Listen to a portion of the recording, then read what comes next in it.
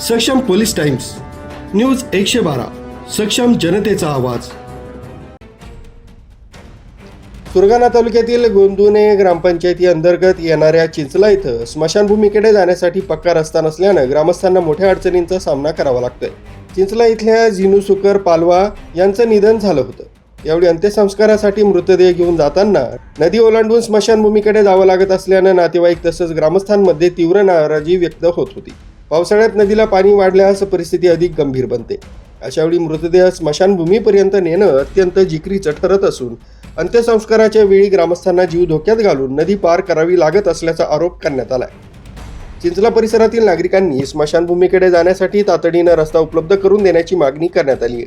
अनेक वर्षांपासून या समस्येकडे प्रशासन तसंच ग्रामपंचायतीनं लक्ष द्यावं अशी मागणी होत असतानाही अद्याप ठोस उपाययोजना झालेली नाही। त्यामुळे संबंधित प्रशासनानं तातडीनं पाहणी करून स्मशानभूमीकडे जाण्यासाठी रस्ता तसंच आवश्यक सुविधा उपलब्ध करून द्याव्यात अशी मागणी ग्रामस्थांनी केली।